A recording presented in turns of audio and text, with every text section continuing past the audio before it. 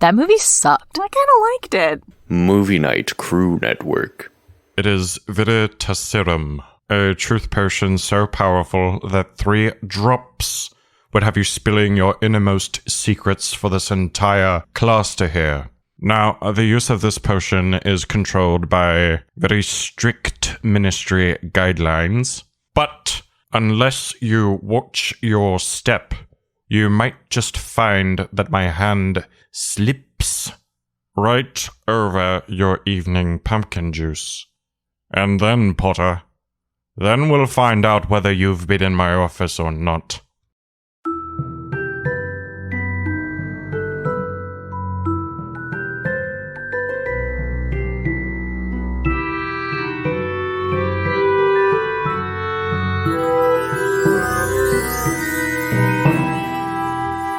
What's up, potheads? Welcome to the Restricted section, a show in which a bunch of nerds with potty mouths reread the Harry Potter series for the umpteenth time and discuss the way that the story and its themes have stayed with the generation into adulthood.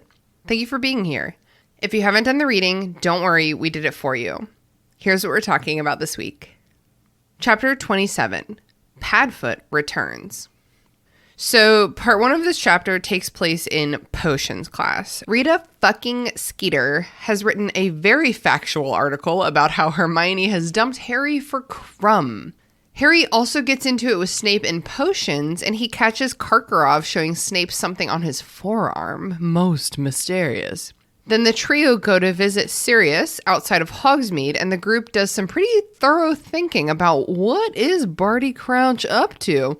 What's on Karkaroff's arm? Who stole Harry's wand at the Quidditch World Cup?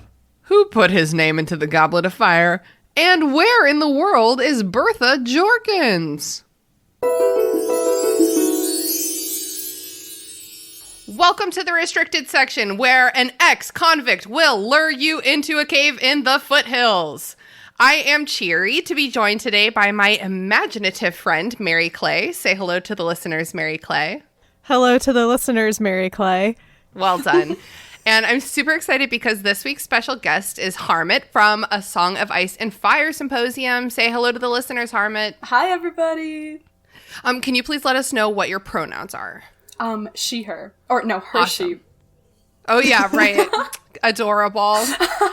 So y'all may remember A Song of Ice and Fire Symposium because Harmat's co-host Nav has been on the show before for a couple episodes, the Quidditch World Cup, and also the Flight of the Fat Lady. But this is the first time Harmat's on the show, and we are so excited to have you here. I am so excited to be here. Oh my gosh, I haven't nerded out about Harry Potter in a long time. So you this will be gotta. nice. Yeah. I hope it feels like a break from Game of Thrones. Honestly, it was nice to be able to read something where it was weird knowing what happened. Like, there were several points in the story where I found myself being confused why the characters didn't know what I knew. Because I'm so used to reading only up until a point where they know what I know. Yes. Are you talking about in the chapter where they're like, a tattoo or like a weird mark on his arm? What could that be? Every I'm like, time you guys that came don't up, know? I was like, you guys don't know this? And then I remember I know more than them, which is weird. Yeah, like a lot more. Yeah, I haven't read something in a while where I know more than the characters, so it's been nice. Yeah. Do you want to just tell us like your one-liner about what A Song of Ice and Fire Symposium is in case people have missed it?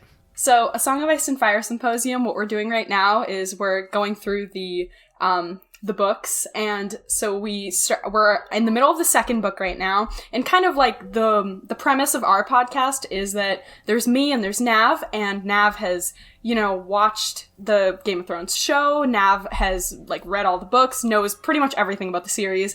They're your guide. Yeah, definitely. And I know nothing except for what we've covered on air on the podcast. So that's very exciting. We kind of go through a few chapters at a time each week, and we kind of talk about it, summarize it, make some predictions, and it's a really fun time. And yeah. Yeah, so definitely check it out if you're interested in a similar kind of like close reading like we do here. But the books are way crazier, so. Yeah, we're in the middle of the second book, and I feel like I still know nothing. So. It's true. It's kind of the same here with Goblet of Fire. It's like, oh, you guys don't know anything yet. That's true, yeah. We got a way to go.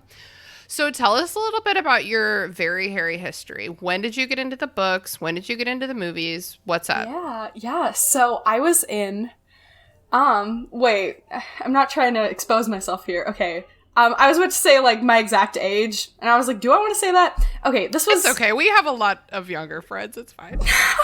She's younger than us. Yeah, so I don't know how old I was, but I was in 6th grade. So it was a few years ago. And I was in 6th grade, and my 6th grade teacher read us a couple of books that year. And the first few, I didn't like his taste in books from what he'd shown us so far. So when he was like, we're gonna read Harry Potter, I was like, this is gonna be something that I'm not gonna like, just because everything else he'd shown us before, I didn't really like. And so, he's like, I'm gonna start with Harry Potter. And we get like a couple episodes, not a couple episodes, a couple chapters. We get a couple chapters. I did that too. Yeah. And he's reading the series to us. And I'm just like, oh my gosh, I love these books. I need to, and back then I had like so much time to like binge read whatever I wanted to read.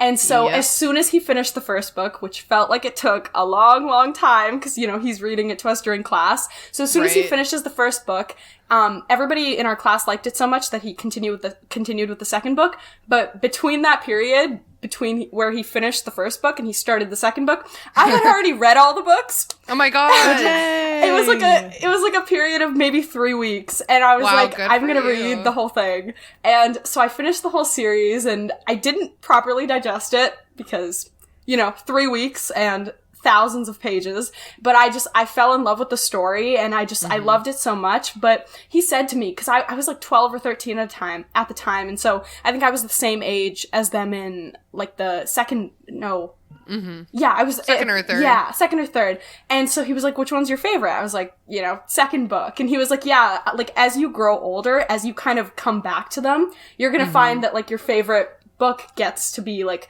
the older one. And that's kind of what I found when I kind of because I've gone back and reread the whole series like 1 or 2 times, and I totally found that when I went back and reread it.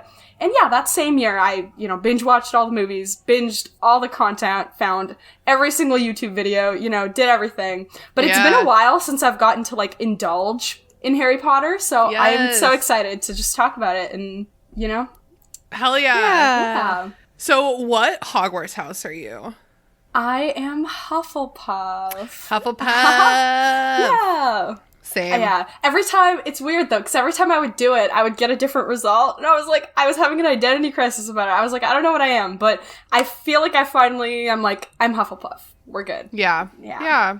Good for you. Good for you too. Thank you. I love being a Hufflepuff. Yeah. No offense, Mary Clay. We love you too. I'm a Slytherin. It's fine. Oh my gosh. I love that. I want to do an episode that's like in defense of Slytherin, where we talk about all the great things Honestly, that Slytherin can do. Great, I'll come. Well, you'll have to, because we don't know a lot of them. Rude. Cool. Well, before we get into the episode today, I would love to start out with some owl mail. I'm going to scroll down and see. This is from Ashley Sherbert. Hershey. Ashley Hershey, 27, Gryffindor. Ooh. Ashley wrote a bit of a lengthy email, which I love that. Thank you so much, Ashley. I will not be reading the entire thing. She said a lot of really nice things about how this podcast was helpful to her during COVID, during some rough times. And I honestly, Ashley, same. So I'm just so glad for all your kind words. But of course, like many of our listeners who write in, Ashley comes to us with a theory. And I think that this is a good time to talk about it because it's really more Order of the Phoenix stuff, but it's Snapey, and there's some Snape action in this chapter. Ooh. So Ashley says, my hot take, active legilimency is not a subtle skill and cannot be performed unbeknownst to the subject mind that is being read. Ashley goes on, my thought is that there has to be a difference between actually performing legilimens on someone versus utilizing passive legilimency skills. Personally, I do not believe at any point prior to the 5th book that Snape or Dumbledore is actually penetrating students' minds. Let's never use the words penetrating and students next to each other ever again, Ashley, but I get your meaning. Reading their actual thoughts or accessing their actual memories. In the 5th book, when Harry is learning occlumency from Snape, he is vividly aware of the exact thoughts and memories that Snape is seeing, and the same vice versa when Harry accidentally enters Snape's mind. This is with the actual verbal spell, but I'm sure that a really skilled legilimens like Voldemort, Snape, or Dumbledore must have the ability to perform it wordlessly. However, I really think even with a non-verbal casting, the subject would still be aware that they've got a probe in their brain. The only times, I think, that we see someone unaware that their mind is being tampered with, other than the Imperious Curse, is when Harry first begins to see visions from Voldemort's mind. And then when Voldemort plants the fake vision of Sirius in Harry's, and these two have the weird Horcrux connection that kind of defies the laws of legilimency and occlumency. Ashley did not include that burp in her email. That was all me. I know we see repeatedly through Harry that Snape and Dumbledore have this eye contact that makes him feel like he's being X-rayed. Strong argument for mind reading.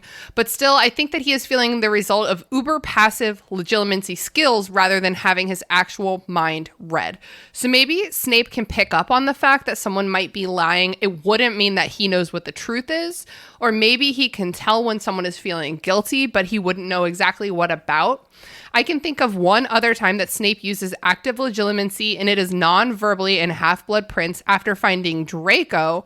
When Harry slashed him all up with Sectum Sempra, Harry lies about how he knew the spell, so Snape goes into his mind, and Harry sees him find his copy of Advanced Potion Making in his memories. Maybe it's classic that bitch logic, like time travel, where everything is made up and the rules don't matter. Who knows? But geez, I still don't think it's actual mind reading this whole time. I think if Dumbledore Snape could scan every mind around them and pick out people's thoughts, then like 90% of the books would never have happened, with many question marks. Like they would never hear the thoughts of Barty Crouch Jr. and just let him hang out. Anyway, that's a long-winded spiel, probably a little premature since we haven't gotten to the actual subject in Order of the Phoenix yet, but I am curious to know your thoughts about my thoughts.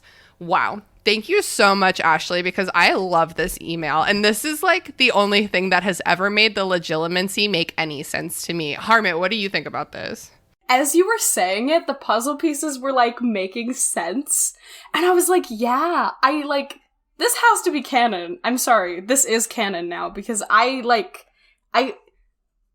it has to, because I wondered the same thing, where I'm like, it just doesn't, like, there's too many, sorry, what was the name of the listener? Ashley. Yeah, like Ashley said, like, there's too many plot holes without it, so I'm here for it, Ashley. Yeah, what do you think, Mary Clay? I mean, yeah, it definitely all makes sense. I'll be honest, though, I've never really thought too deeply about, like, the laws of legilimency or anything, and thinking about, like, oh, well, how does this work, or picking up on like plot holes or anything related to that. So I was just kind of like, cool, that sounds great. Never really thought about it. I've never really thought about the laws of legilimency, but I have many times on this podcast screamed, why is this happening if they can read minds? I know, yeah. It's a lot. There are a lot of moments like that of like, why is this happening if there's a truth potion? Like, why could they not have just given Sirius a truth potion before sending him to Azkaban? Why could they have not or a trial, as we learned in this chapter? I mean, yeah, but like, you know what I mean. Like what? Like there are all of these things that we learn later on that it's like, well, why didn't y'all just use this? Yeah, and it's definitely just a case of the author had, you know, not yet thought of it or forgot about it at the time that she was writing something later. So, too many. What's the expression? Too many. I don't know. Too many. Wait, what is it in the fire? What is in the fire? It's like too many irons in the fire. Irons in the. Is that it? What's an iron? Well, okay. Well, the phrase that my dad always tells me or would tell me when I was job searching was always have an iron in the what is it? Yeah, no, okay, now you've got me wondering. It's something about like always have have multiple irons in the fire, like always have something going. Okay, irons in the fire. What is this? I already Googled it. Okay, well, I hate you. It must be some kind of like blacksmith tool that I don't know what that means. Yeah, it's like what I'm imagining is when you have a fire going, it's like that poker thing. You know, the pointy stabby thing, the metal stick. Yes. Ooh, or remember in Pirates of the Caribbean when Orlando Bloom is like, oh shit, I have to fight now, and he just has like 16 swords in the fire. It's exactly that, and he picks up. Oh no, I was thinking of when they first start going. I think doesn't he use like a thing? Like I don't know. He takes a full sword out of the fire. That's all I remember, and I'm like, what is that sword doing in there? Okay, great. So wait, how did we get here?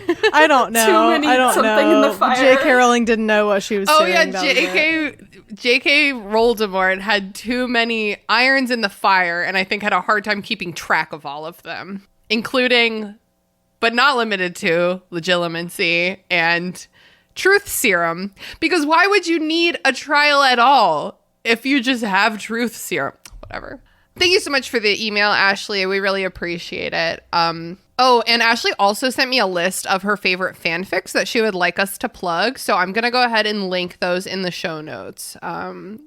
She says they're all pretty short and really pull at the heartstrings. So I want to read them for sure. Nice. So we're here to talk about Goblet of Fire, Chapter 27, Padfoot Returns. I love when the chapter just says exactly what happens. So this chapter starts with a little bit of like a post-second task, like a little bit of a winter to spring montage. People are being nicer to Harry because he survived another near-death experience, but also Ron is getting some attention now as he was a hostage. And he's sort of really... I think thriving is maybe not the right word. Yeah, he loves the attention. He likes telling the story really dramatically, and the details of what happened to him sort of get embellished every time he repeats the story. I love that. That's also just like such a Ron thing to do, considering he, is always kind of been craving this attention and was like a little bit jealous of Harry in the first, third of the book, and then now it's all on him. So I love that he's like kind of, rather than being like, yeah, McGonagall called us into the office and put a sleeping spell on us, he like really does it up to make him sound a lot cooler than he is. But I feel like, I don't know, just from my perspective, I'm reading this, and as he's embellishing all these details, all I can, like, if I was just somebody at his school who, like, didn't know him personally, all I would be able to think of would be, like, year 2, when his freaking wand wouldn't work, and I'd be like, I'd be in disbelief. I'd be like, dude, your wand wasn't working 2 years ago, and you're just defeating all these people? Like, what? He missed, like, a whole year of school. You'd be Hermione in this situation, where Hermione, like, jumps in at one point, and I don't remember what she says, but she totally calls him out and, like, makes fun of them for it. Well, because he's talking about how he got abducted by mer people and fought them off single-handedly, and Hermione says, what were you gonna do, snore on them or drool on them? I think she says the snore at them. Yeah. Classic Hermione. We love Hermione. This line says that she said this waspishly, and I was like, what does that mean? I also picked up on that. Well, I Googled it, and it was like, like a wasp. And I was like, okay, Google. Like, bzzz, like, it means like petulantly, like peeved. Not peeves, like peeved off. Yeah, got it. Right. It also describes her as tetchy. She's in a tetchy mood, which I did not Google. I think that just means, honestly, it sounds like another word for touchy. It means grumpy. Yeah, she's just like a little, you say you say something and it'll be easy to set her off. Yeah, she is getting teased for being Crumb's person. So cute. And it's just like so dumb because it's like, date a nerd, get teased. Date a famous athlete, get teased. Don't date at all, get teased. Get teased. It's almost like it's impossible to be a woman. I think everyone's just, they're all jealous of Hermione for various reasons. Because now she's got everything. It's like, she's got to be brewing a love potion, right? Like, she can't be smart and have people like her. Like, what? Oh my God. That makes me so mad. Okay, we'll get to that. One windy day in March, an owl brings a letter from Sirius Black instructing the trio to get to a certain part of Hogsmeade during their next trip and bring food. He basically is like, go past Hogsmeade into the countryside. Question. Yes. So it mentions that like the weather is very blustery and the owls are having trouble flying around, and that this owl has all its feathers sticking up. But I was concerned, and I might be confusing it with like maybe something that happens later on. I thought that possibly implied that the owl had been intercepted. Oh. I don't think that actually happened, because as the chapter unfolds, like nothing happens, but I also can't remember what happens afterwards if someone's going to be like, oh, we know all about how you met up with Sirius Black. I think that's a fifth book thing where they start intercepting. That sounds more accurate, yeah. With the Hogwarts High Inquisitor. So I was just reading way too much into the situation. You're like, that owl has been harassed. So before potions that afternoon, the Slytherins are giggling over Rita fucking Skeeter's latest article in Witch Weekly this time. Bullshit, bullshit, bullshit, writes Rita Skeeter, special correspondent. It's called Harry Potter's Secret Heartache. The Slytherins like give this magazine to Hermione. They're like, here, bitch, go cry, or whatever. I mean, they might as well. In the same breath that the Slytherins are teasing Hermione, the narrative says that Pansy Parkinson, a child, has a pug-like face. I can't stand when the narrative does this to children. A pug-like face? That's so fucking ugly. We're supposed to know that she's not an attractive looking girl, and therefore that equals she's a bad person. Right. Ugly equals evil. Because we all know that only pretty people are nice. For real. It's just, it was hard for me. Like, I know Pansy's having a hard time, but we don't have to act like this. But then I just saw myself, that's just Harry being like, that bitch looks like a pug. He is also a 14-year-old boy. It's true. It's true. So basically, the article is all about how Hermione has broken up with Harry for Victor Crumb. It says like she has a taste for famous wizards, and like how does she? But right before that, I like this upset me because I'm looking at like the descriptors and all the words they're using. So they're like, this 14-year-old boy who doesn't have parents anymore, and I'm like, okay, fine, like this is like part of her narrative. She's like, this girl's breaking these guys up. Okay, whatever. I don't respect it, but I also don't like. I'm not like full on like, I hate you, Rita Skeeter, for writing this. You know, like this is the kind of stuff that's written in magazines. But then she writes, he'd found solace in his steady girlfriend at Hogwarts, Muggle-born Hermione Granger. And I'm like, I'm sorry, that is not important. The only reason you've included that is to prompt hate from fucking bigots who are gonna read this. Like, that's unrelated to this entire narrative that you're trying to sell. And then even later, like, the hate she gets, half of it isn't even about Harry or Victor. It's just like, you have no right to do this because you're... Yeah, it's definitely to make Hermione seem like a less than... Like, she's not worthy of all of these boys because she's a Muggle-born. Yeah. And also, just, like, the way that it's scarily accurate how she villainized the girl in this situation, you know, rather than like any other. You could obviously, like, none of this is true, none of this is what happened, but you could easily spin it to be like Victor Crumb stole Hermione from Harry, but Victor is 3 years older than her. That's true. But the way that they that she made Hermione the villain in this story, definitely, it's just like so true to reality, which is what's freaky. That's true. But I guess she also she specifically doesn't like Hermione now. So I guess from that perspective, it's like, okay, I don't like you, so you're the villain. But I do get what you're saying about how it mimics reality for sure. Well, and I was about to say the worst part, there's so many worst parts, but the thing that really upsets me is that the article isn't like, look at her getting all these guys. What a slut. It's like, she must be she must be yeah. dosing them on love potion, Yeah. because no way could she get that, either one of those guys. When, I'm sorry, Hermione could for sure get the two most awkward child celebrities in Britain. I'm just remembering back to the last time I was on, and I believe in that chapter it mentioned that like Victor Crumb is just like hiding in the library because that's where Hermione is, and like he doesn't know like how else to interact with her. Oh and my I just think that's so funny. Yeah, It's adorable. That was cute. That's very cute. Hermione could not have put in any less work into getting Crumb's attention. Literally. It's true. She just has that something. Mm-hmm. Oh yeah, it also mentions that Victor Crumb has invited Hermione to visit him over the summer and has said he has never felt this way about anyone else. Oh my gosh. Yeah. So that'll come up again later probably.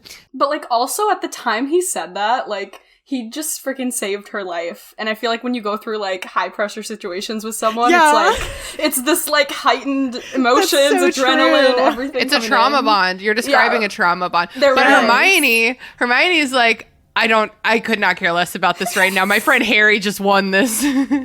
I love that she laughs this off and she like tosses the magazine. Yeah, I she forget where she laughs. throws it, but like, yeah, she laughs and she like looks at the Slytherins across the room and like, I don't know, makes a face or something, like fully showing them that it's not getting to her. Yeah.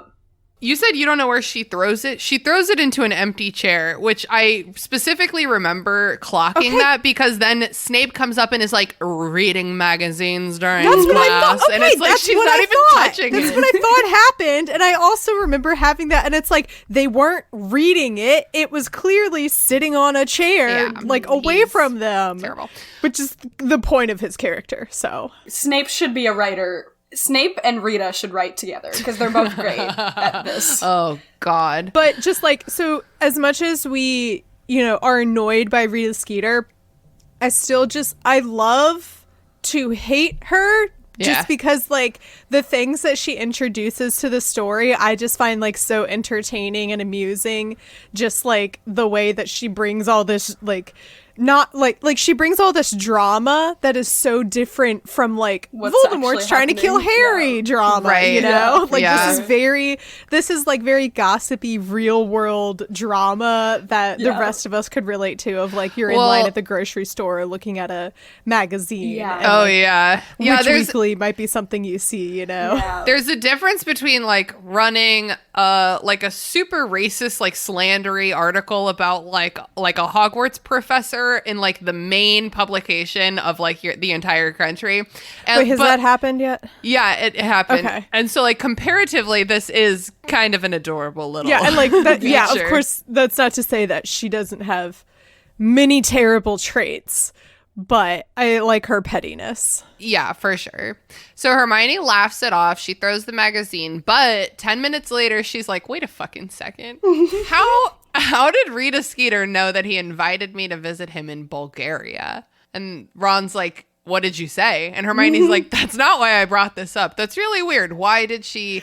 How does she know that's that? so weird. We were it was like literally right after the second task, and he pulled me away from other Yeah. people so they wouldn't overhear. And Ron's like, what did you Ron's say? like, so are you going? Oh my gosh. Ron needs to calm the fuck down. Oh, I love he it. infuriated me so much.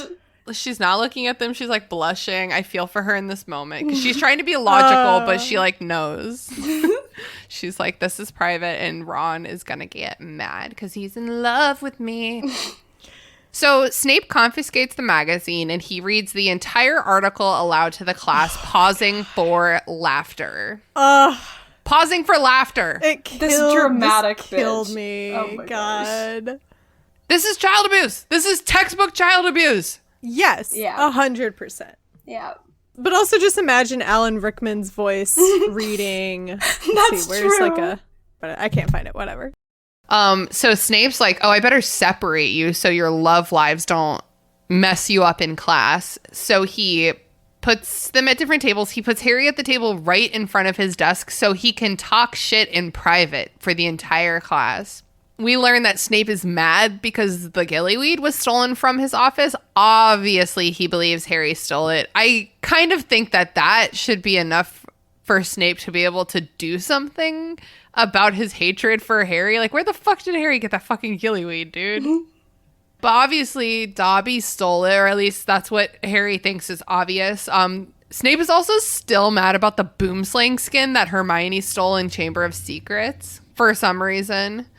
So Snape flashes a bottle of Veritaserum at Harry as like a flex. And he's like, this will make you spill all your secrets, and I will literally dose you on this, so don't try me. What is it with these adults and like literally freaking like threatening, and then I guess in the 5th book like actually using torture on Harry?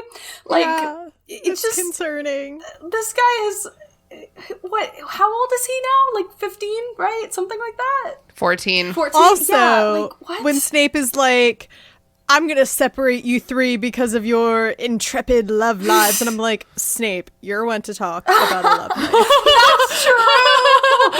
Forever butthurt. He's forever butthurt. Like, if only Harry knew at that point. It's like, shut up. True. My mom friend zoned you. I also love this scene in the movie. It's really brief, but I think it's really where you start to see like Daniel Radcliffe's like sassiness of Harry coming out, where Snape and Harry are in this closet or whatever. Like Snape like pulls him aside. I don't remember exactly.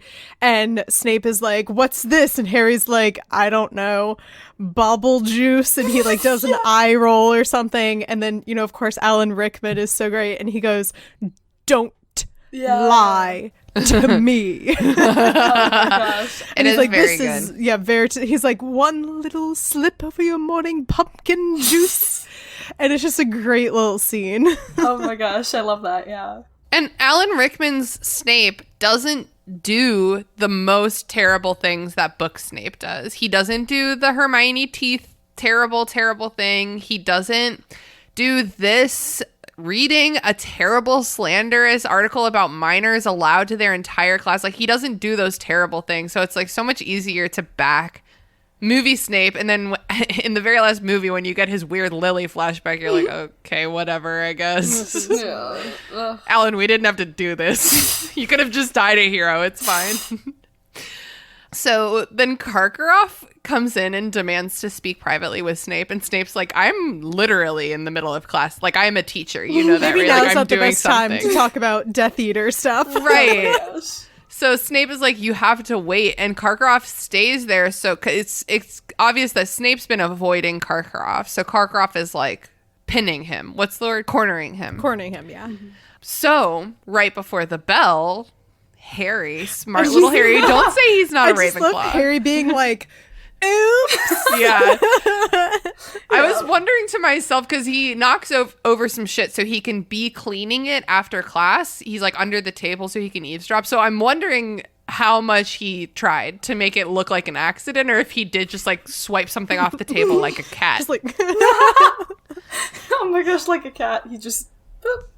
Yeah, just like fuck this bottle in particular. Oh my gosh. and I'm surprised we didn't get a comment from Snape about that. You know, about like, "Oh, Potter, clumsy as always." Or I know, whatever, I I think you he was know? just I wonder- too worried that like Harry was gonna like know what was going on, that he was just like, "Ugh, leave."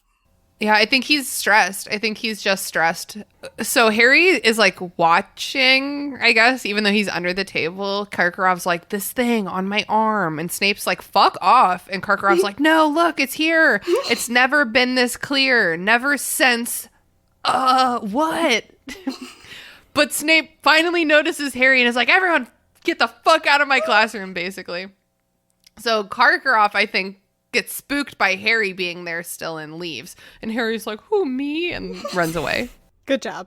Except for got us essentially no further information than what we are. Like, we already know to be suspicious of Snape and Karkaroff, so like this scene did nothing for us. It's just like a reminder, because I think the last time we saw them talking like this was in the middle of the Yule Ball, which is there's a lot going on in that chapter, so I think that it's just another like, hey, great don't forget. scene from the movie. I think it's an extended scene or a deleted scene, but Snape and Karkaroff are talking as they're like walking through the courtyard, and then there's like a carriage rocking, and Snape like shoots his wand and opens the door, my and like God. 2 students run out who are, and like they're just going through the courtyard talking as they're like finding students like in the bush blasting making bushes, out yeah. or something. gosh. Because they're like at prom, you know. That's in the book. In the book, Snape is angrily blasting it? bushes. Oh Yeah, my gosh. it's very good. It's That's very funny. good. He's like, I Anyway, never got anyway. to make out, so you can't either. 10 points from Gryffindor. Oh my gosh.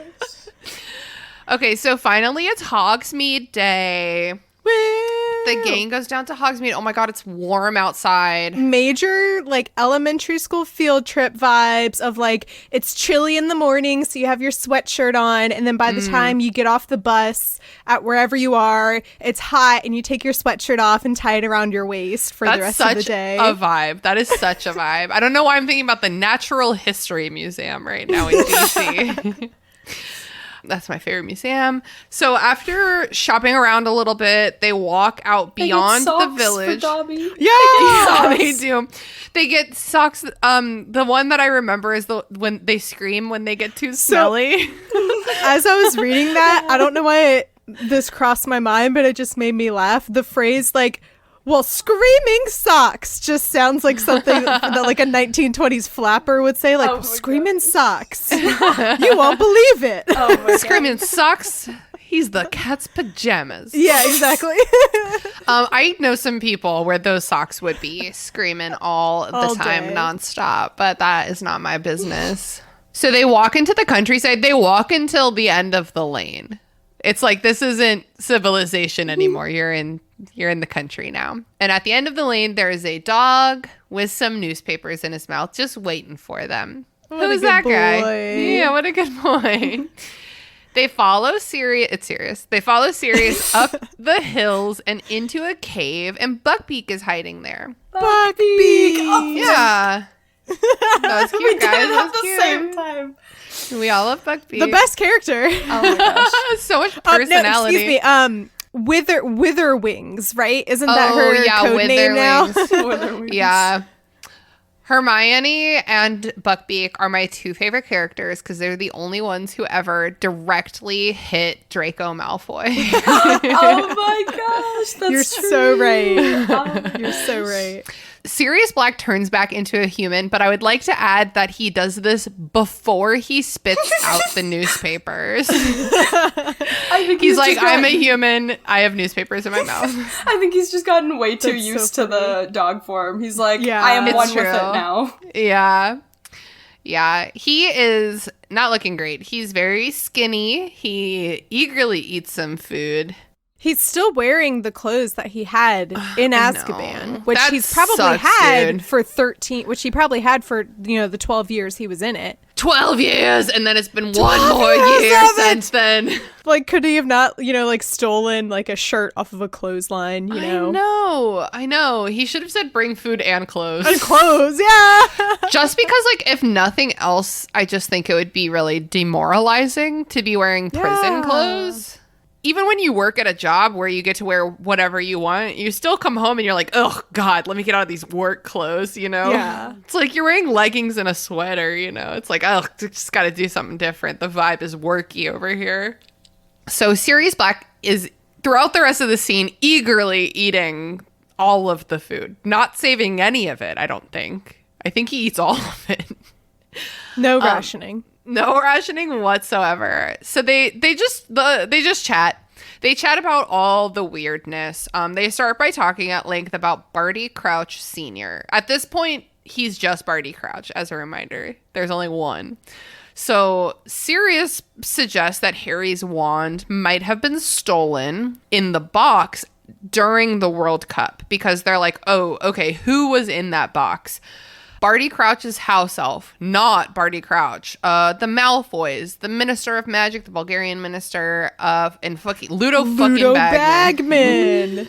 And Sirius Black is like, I don't know that guy. I don't know anything about him. Don't worry about it. And Harry's like, I don't know, he's nice but weird. And it's like, that's pretty much it. There's no secrets about... Which is really funny for listeners of Potterless, because when Mike was reading Goblet of Fire, he was like convinced that Ludo Bagman like was Voldemort or something. You know, he was like, obviously he was Ludo Bagman is a Quirrell. Death Eater. Because there is, and like looking back on it, when you pick up on all these details, you're like, he is acting really suspicious. Yeah, I mean, he's weird. He's a classic red herring. Yes. And that's why they took him out of the movie, because they were like, we don't have time for red herrings. And like, I get that. But it is good to have a red herring because there is something going on with him. And like, is it this thing or is it like some other thing? Turns out it's some other thing. It's but we gambling, right? Yeah, it's fucking gambling. Bad addiction. Man, the last book I read, there was like a big mystery, and it was like, what's the mystery? And it was like fucking gambling debts. And it's like, why do people let this happen to them? So reading this chapter really just reminded me, I think we've talked before about how Harry Potter essentially comes down to, these are mystery novels for kids. Like, they're just all, you know, whodunits. And you're picking up all these pieces as you read the book, and then there's always like the 2 chapters at the end where everyone sits around and talks about everything and the pieces fall into place. And this is definitely one of those chapters where like they're dropping all these hints about like, you know, something on their arm and Crouch's family, and wasn't that weird, Winky was saving a seat but he didn't show up, and what else? Yeah. And then things about like Ludo Bagman's being really weird, and then you find out about that later. This is definitely like a foreshadowing chapter, I guess. Yeah, there's a lot going on, and some of it relates to like our final resolution, and like some of it doesn't. And it's I mean, this is just like the plot of this book. I remember as a kid being like, this is a grown-up book now. Like, I'm doing real grown-up shit. Like, there's a plot happening here. And there's a lot of plot happening here. So we learn that Barty Crouch Sr. sent Sirius Black to Azkaban without a trial. Without a trial. Without a trial. I just cannot believe it. The way that she describes how Sirius's face, because they say something, it's something like, oh, do you know Crouch? And it's his face like visibly darkens, and like his eyes are reflecting like what he would have gone through in Azkaban as he's like remembering this. And the entire time he's talking about it, like, that doesn't go away. It's not like a jolt and then, okay, I'm back to normal. It's like that was so fucking traumatic. Like, he can't think about that guy and not relive that entire thing. Exactly, yeah. And this is why you don't send people to jail without a trial. Like, what? Veritaserum! And okay, Veritaserum aside, a trial probably would have still sent Sirius Black to Azkaban, and it would have sucked, but I would have felt better about it. Yeah. I just can't. I mean, what on earth? You've, like, abolished that entire justice system. If you're just like, okay, yeah, we're just throwing random people into jail. We're, like, using the unforgivable curses, which are literally outlawed, but now we're suddenly going to use them because we're panicked and we don't know what else to do. It's like, you can't just start going back on everything that your society is built on just because, like, you're going through hard times, you know? Like, For sure. Even the fucking Nazis got a trial, dude. Like, you try people. True, yeah. So, I love the moment where Sirius is like, "Oh, you guys are kids. You weren't there. You wouldn't understand what it was like." And Ron says, "Try us," you know. Oh, I love that. I scheduled a tweet about that. Okay, good to know. Yay! Yeah, Ron is like, we've heard that before. Try us, you know. Like, we're never gonna understand unless someone explains it to us. And so the way that Sirius explains that, like, you don't get it back then, like, especially like after the fall of Voldemort and everything had to be black and white. Yeah. And and like, sure, things were probably people were overcorrecting in the opposite direction, and that's what Crouch was doing. Yeah. And like that was the danger in it, is that, but like that was the way it had to be for them, because they were it was like there was no room for any sort of evil to grow. They're like, we're gonna shut that down immediately. Yeah. I really, really love that Ron says, Sirius says, you are too young to understand, and Ron says, try us. I love that out of the three of them, it's Ron who says that, because I love all these small moments in the book where Ron is brave, and like you don't get to see him in the movie. You almost don't even notice him in the book, but he does it. He's like, try us. And the flip side of that is that it really goes to show that like Sirius Black is just comes across really trustworthy. Like they're like, this is a guy who like, I think I can, like, I don't think he would say that to his dad, you know? Like, I don't think he would say that. His family dynamic is completely different, but this conversation frames them all like equals, trying to figure out this thing. Yeah, and also that, like, Sirius is looking at them not as, you know, little kids. He's kind of recognizing, like, hey, if you're like old enough to be in a Triwizard tournament, you know, fighting against dragons, and you're dealing with this sort of stuff, I guess you're old enough to hear this from me. And he kind of, you know, he understands that they're kids, but and that, you know, that's his character flaw too later on, that he's not really treating them like kids, but it's something where he is, that like the kids appreciate because everyone else does treat them like kids. And so it's nice for them to talk to him and get things like straight. Yeah, especially right now when everything is so happening to them, you know, like in the first book, for example, it's like somebody's going to steal the Sorcerer's Stone. And it's like, okay, don't worry about it maybe, because that's just really out of your wheelhouse. It's like you didn't need to get involved, but you did. So. But in this, it's like I have been put in this contest that I didn't consent to. I'm gonna die. It's illegal. Yeah, I'm like a child. like I literally have no I'm a idea what's minor. going on. Like there's so many. My wand got stolen. Like there's a lot of crazy things happening to Harry in this book. And he's already like gone through so much that you can't make that same argument of like you're not part of these things anymore, because it's he is the thing now. Like. Right, he is the thing now, it's and it's like Lou I fought Bagman. Voldemort's ghost 2 years ago, you know, like, and then his ghost in a different way the year before that. Two like different it's all kinds of just ghosts. lots of ghosts. Yeah, so Sirius explains that, kind of like you said, Mary Clay, Crouch was always staunchly anti-Darkseid. He was also vicious and power hungry. Like, it goes to show that, like, being anti-evil doesn't make you a good person.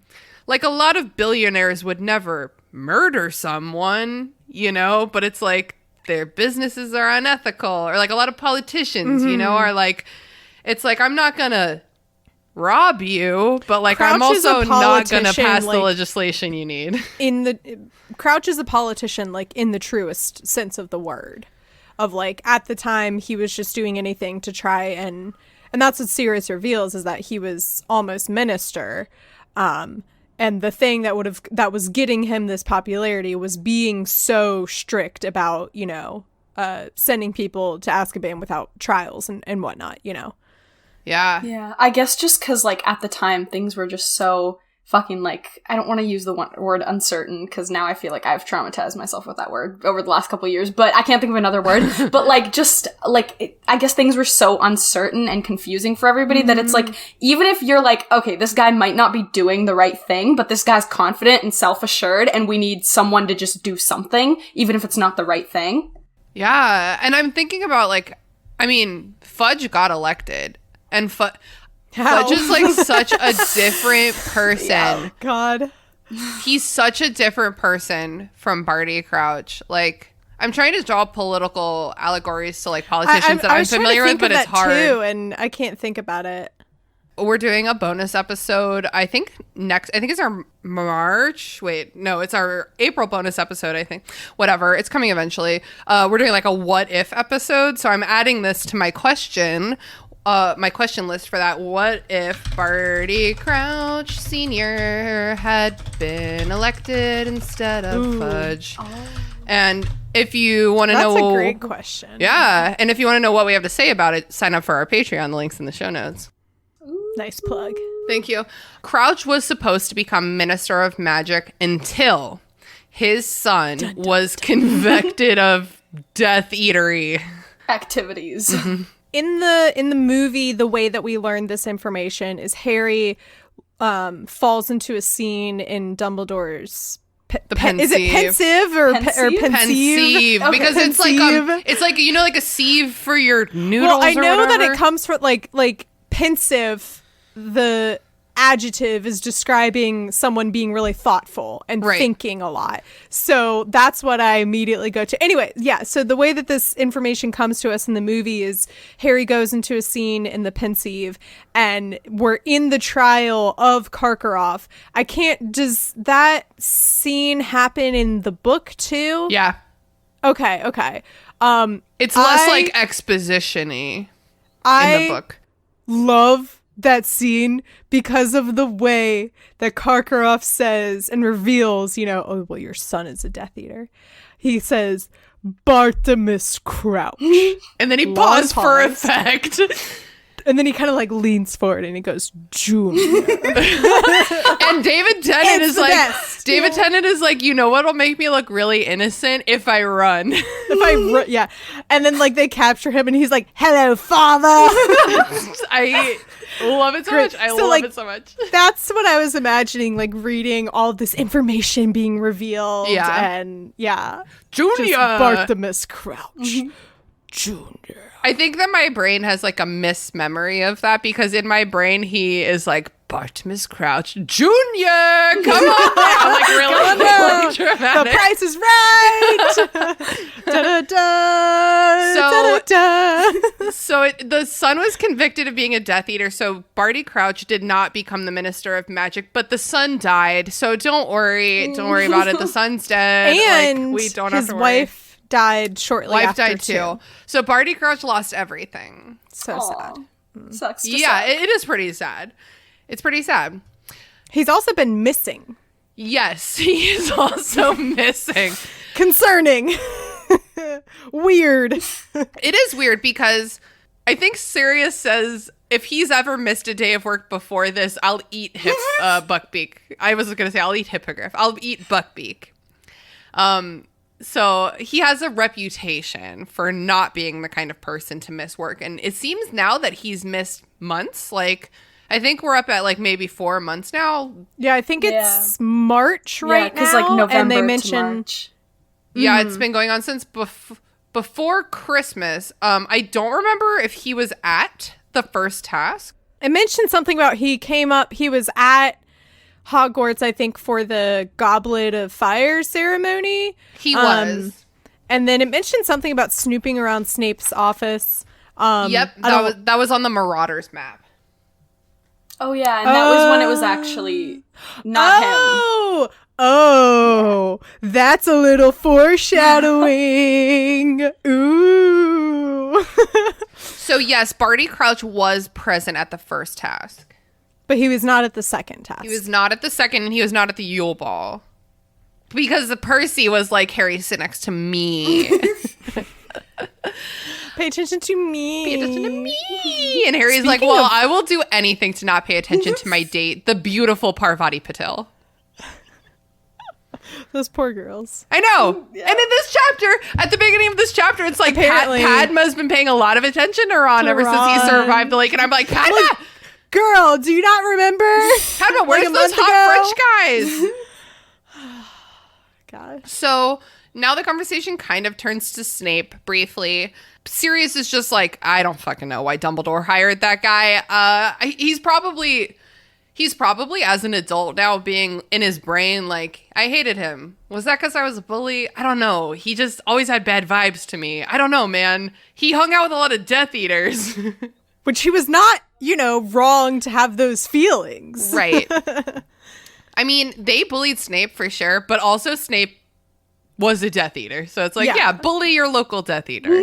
Yeah. But he was never formally accused of being a Death Eater himself. So Sirius is like, I don't fucking know. To Sirius's credit, he easily could have been like, yeah, no, fuck that guy. You guys should never listen. But he does say, like, no, Dumbledore, like, I trust Dumbledore, and Dumbledore clearly trusts him. He wouldn't hire Snape if he didn't trust him. So, it's even true, though I don't though. feel great about it, Dumbledore clearly trusts him for a reason. It's true. And I think that if James Potter had been in the conversation, James Potter would have been like, nah, fuck that guy. Fuck that guy. Yeah.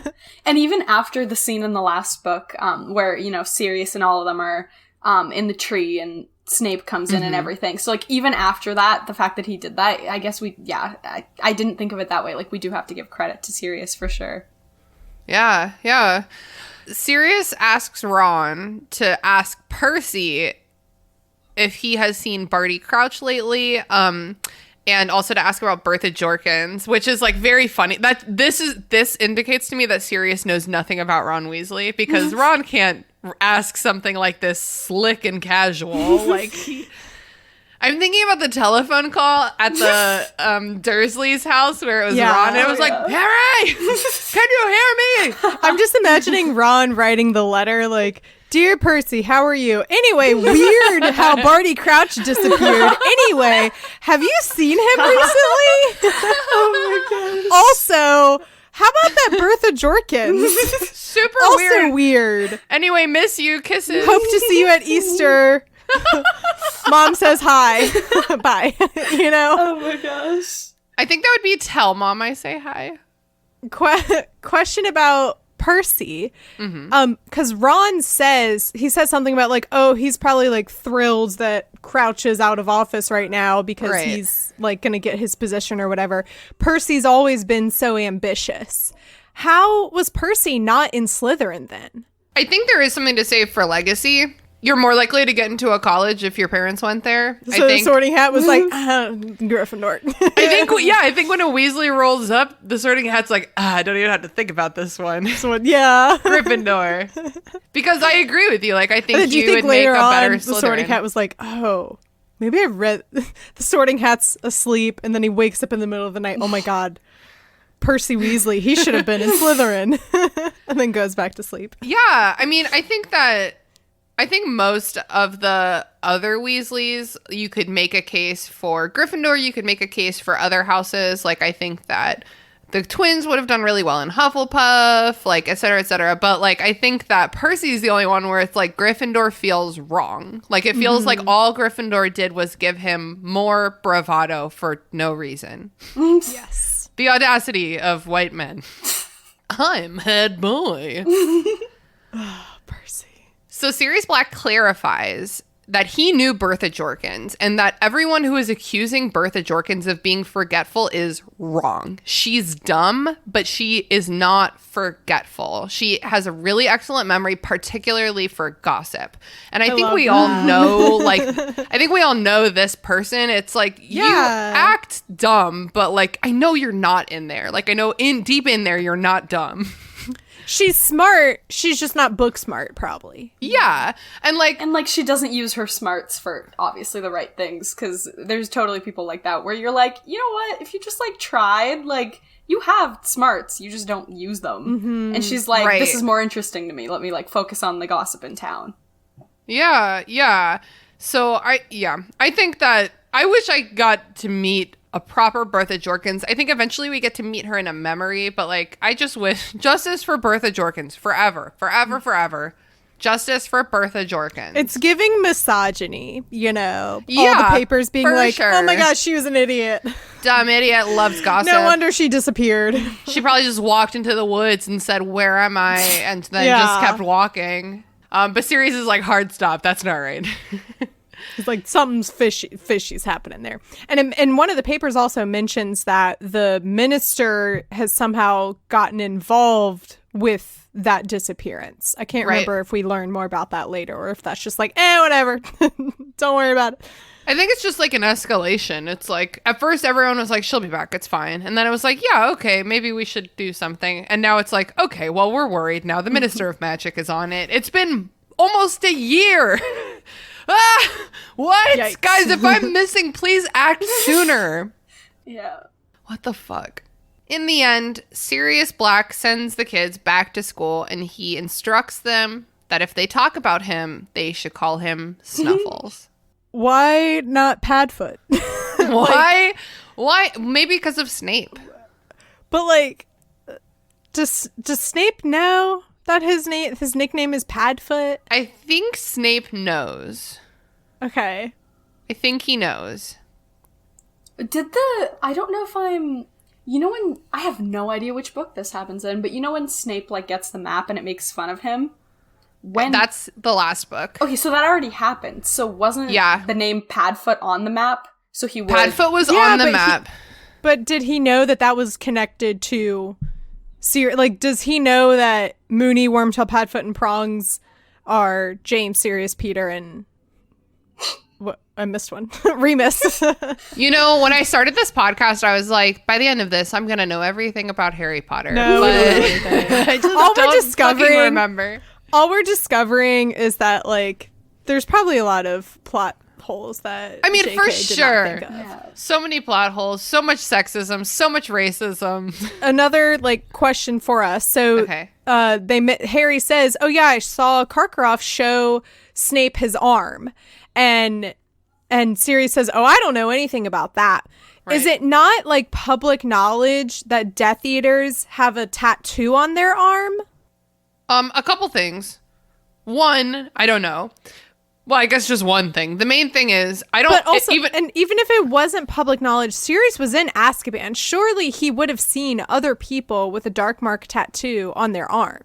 I don't think that Azkaban is like a regular prison. I don't think the inmates spend time together. Okay, well, whatever. Well, But surely, and also, like, I think that if something is public knowledge, if it has come out since Sirius has been in prison, I don't think he would necessarily know it. If it's something they learned like after his downfall or whatever. What do you think, Harmat? I was wondering the same thing, but I don't think it is public knowledge. Like, I think it's, because I remember, oh my gosh, what book was that? When, like, because I remember a specific instance when Snape is telling everybody about that the Death Eaters have the death mark. So I don't think he would have been telling everybody about it if it was public knowledge. Like, he was saying it in a way where it was like, hey, here's this secret thing that I know because I was a Death Eater. I'm almost positive that is at the end of this book in the chapter called The Parting of the Ways, where Fudge is like, I don't believe you. And Sirius Black, I know, the other guy, Snape, is like, okay, well, here's my fucking Nazi tattoo.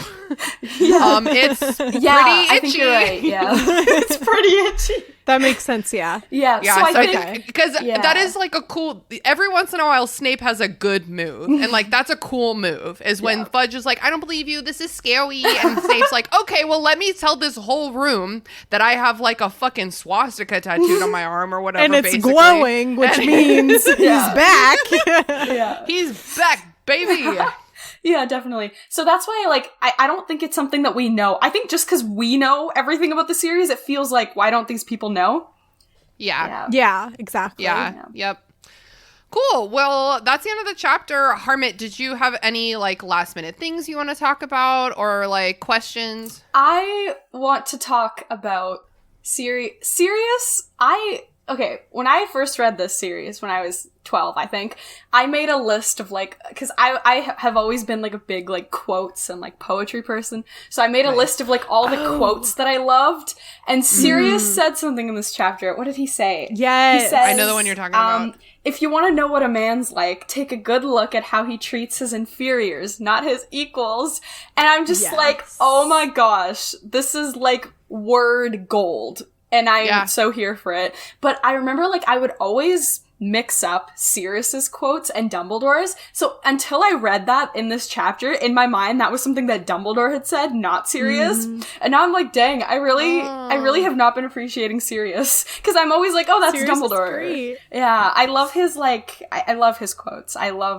He truly comes off as like having this wisdom that one can only have after going through like the prison system, the hard prison system in the wizarding world, you know, of like he's grown up. He's in a lot of ways he has not grown up at all, but in a lot of ways he's experienced. He got arrested when he was like 20 years old. He's experienced more life than other people have, or like the harsh realities of the world. It's kind of like, and that's another thing that I think like just adds to the bond that him and Harry also have. Like, obviously there's that thing of like, okay, you're like my best friend's son and I see you as my best friend, but also just that thing of like having things thrust on them and they're like literally children and what is happening. Yeah. Our babies. I love Sirius. I know, me too. I did not cry harder for a death than for Sirius's. That broke me. Who am I going to put on that chapter? Tune in a year from now to find out. Man, that was...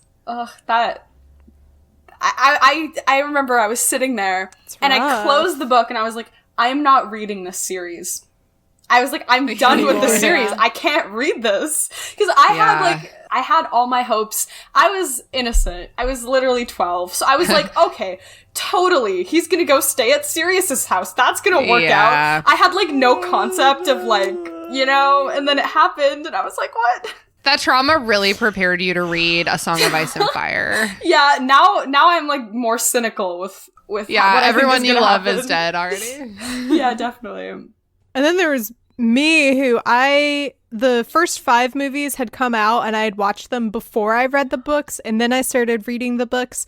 So I knew that Sirius was going to die at the end of Order of Phoenix. Yeah. And I was just like, oh, okay, I know it's happening, so it won't surprise me. Damn. I still angry sobbing. I mean, the thing with Sirius's death, and I know we all know, and I know we're gonna talk about this later, is that it's like not a proper death. It's not like a killing spell. It's not a dead body. It's like it's a freak accident.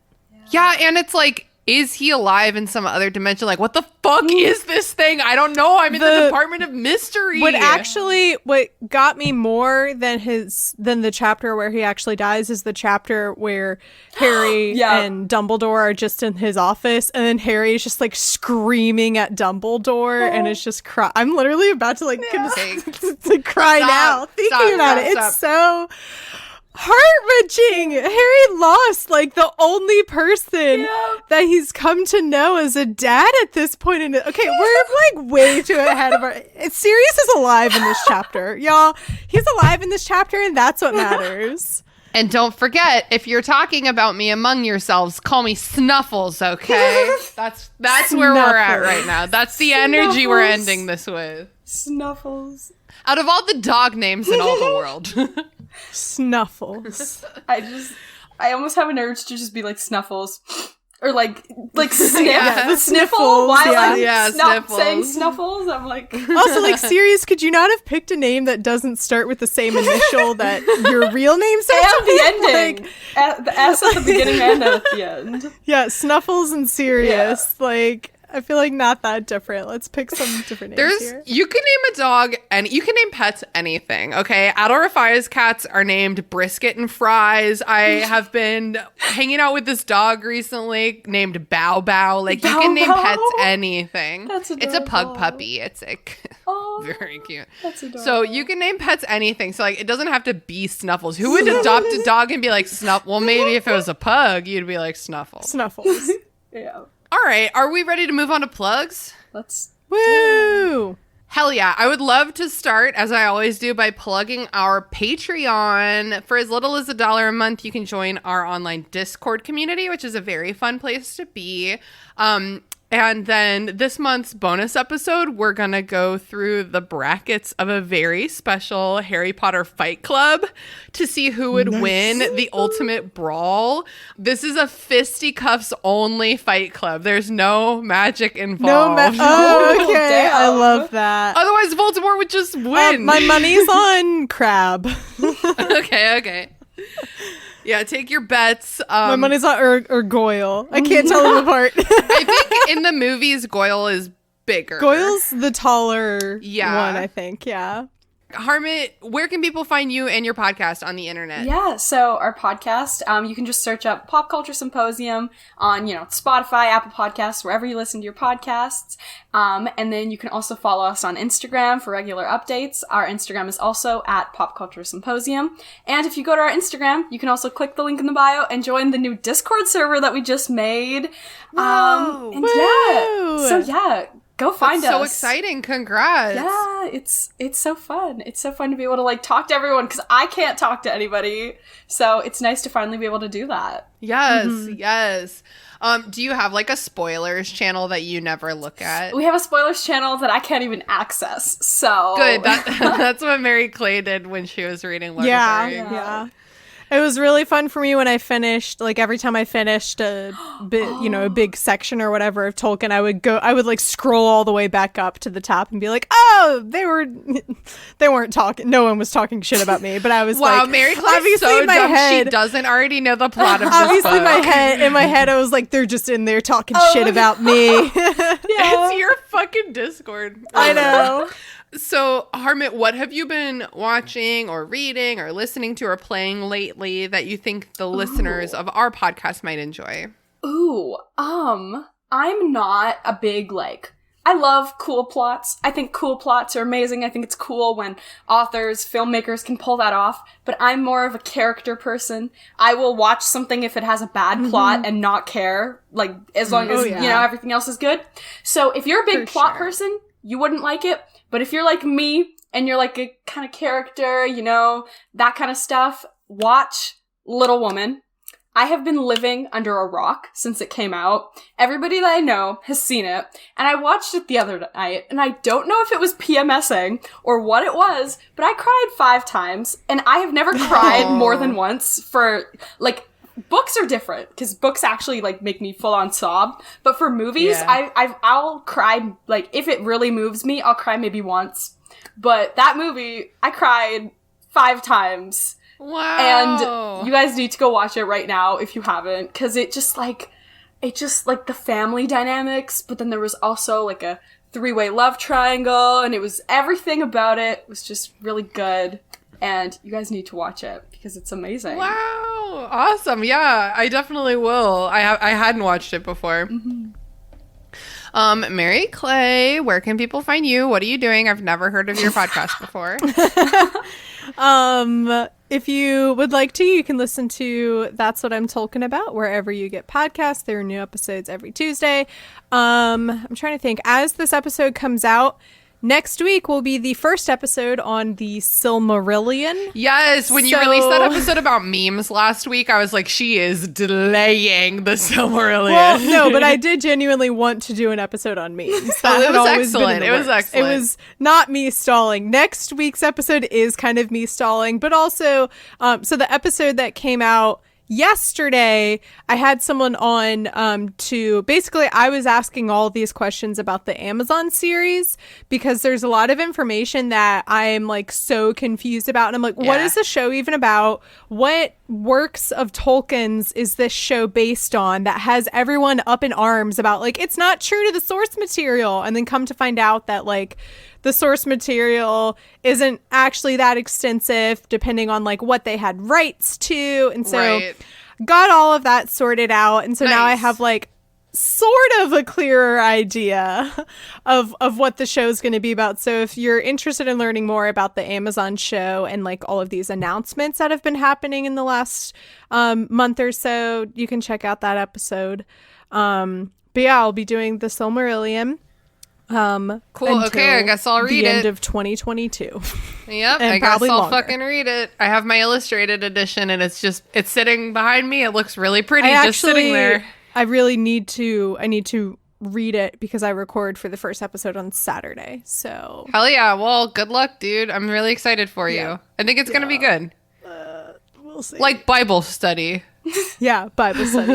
Yes. So, what do you have to recommend to our listeners this week? Okay, so I'm pretty sure the last time I was on, I recommended The Witcher. But here's the thing, I am. Okay, bitch. I have gone in a full downward spiral of the Witcher universe, and I am like fully hyper fixated on it now. Because the universe is so extensive, there are these very well made video games that are like open world, like just so much happening. I've been playing Witcher 3. Nice. I've been Everyone I know is playing Witcher 3 right Yeah. now, including me. And it's because after the first season of The Witcher came out, I heard the same thing, that The Witcher 3 is the best of the three. So if there's one you want to play, just jump in and play that. And a lot of people were like, it doesn't really matter, if you don't know what happens in the first two, you'll still enjoy it. And then I got to a point in the game where like I just kept dying and I couldn't figure out what I was supposed to do and how I was supposed to move forward. And I had like no healing items and I had no way to like go out of the situation and get more healing items. And so I just stopped playing. And then season 2 came out and then that reignited. And so I went back and I started the game over again. And then now I enjoyed this conversation very much. Don't get me wrong. But I would literally rather be playing The Witcher right now because I'm so addicted to it. And it's a problem. It's such a problem, to the point where yesterday I was wondering if I could get away with not going to the grocery store. I was like, okay, I think the only thing I have to eat is a bag of frozen chicken nuggets. How long can those chicken nuggets last me if I don't go to the store? Because all I want to do is sit on the couch and play The Witcher 3. It's a concern. That's y'all. amazing. So, that being said, check out The Witcher 3.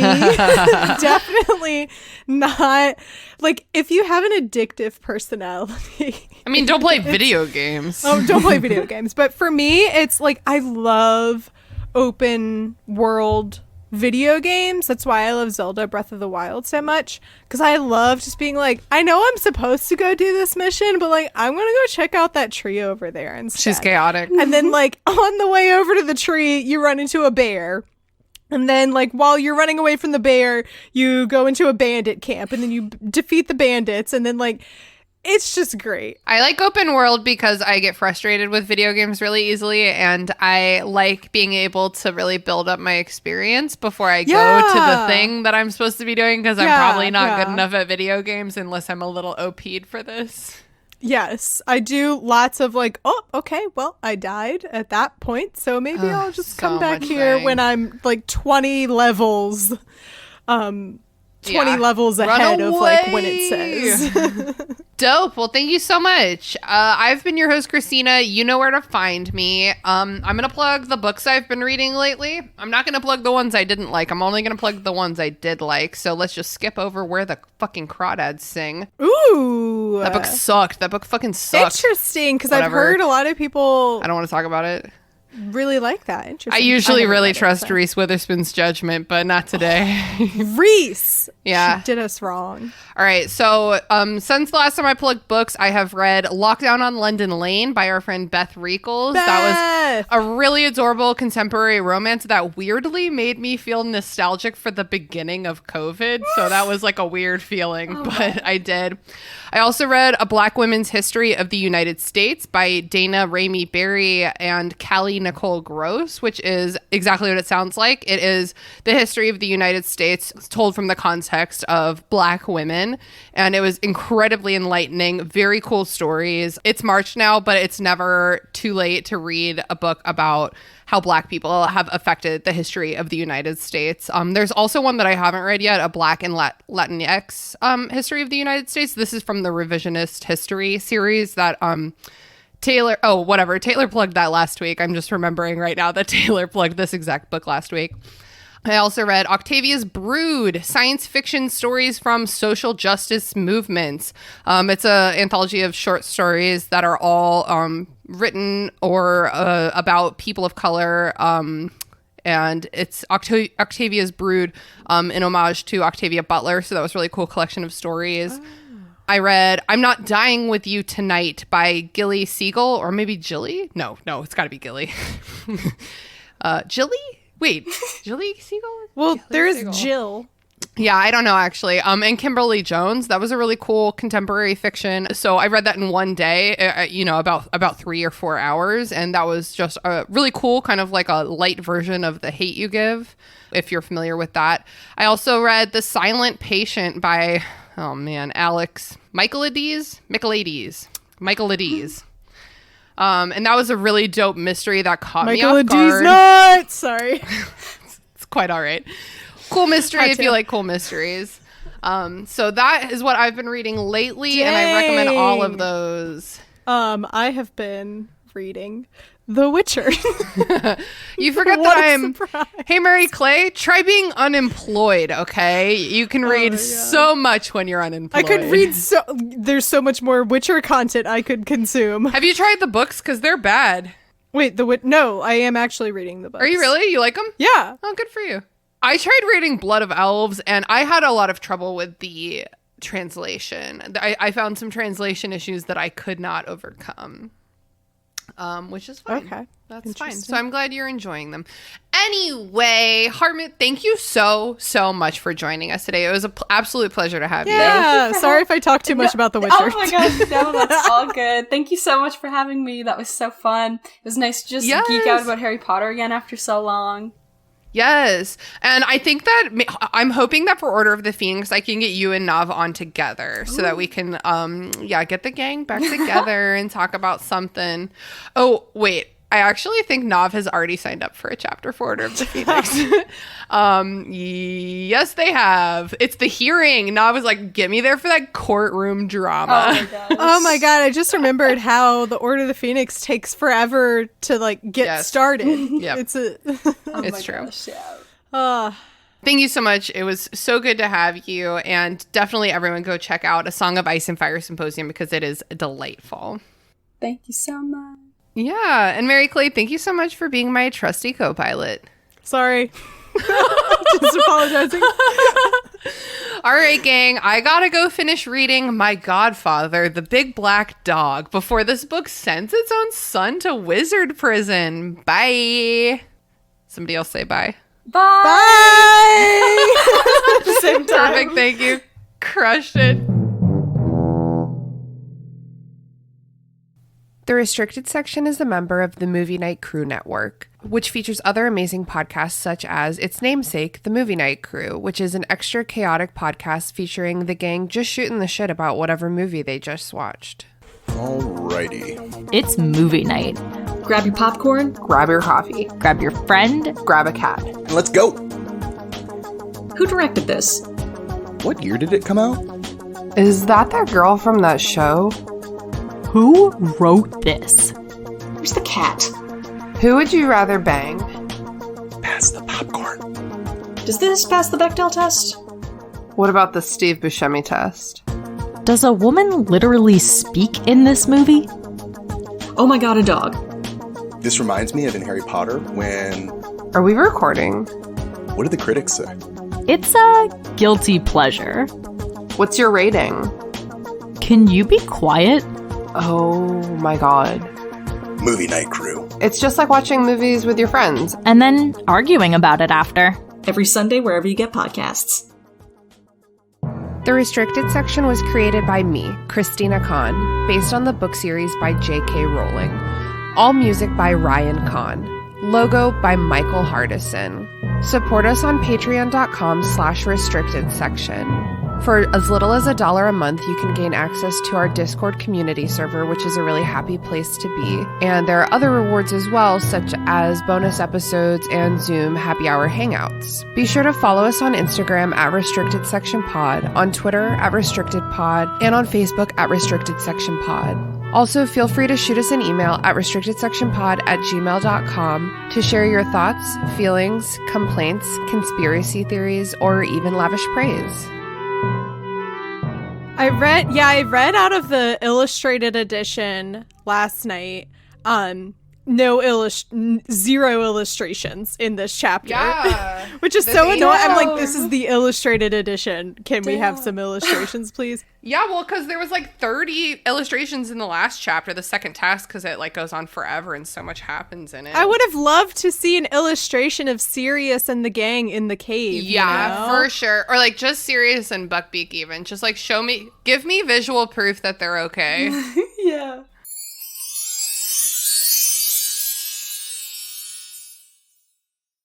That movie sucked. I kind of liked it. Movie Night Crew Network.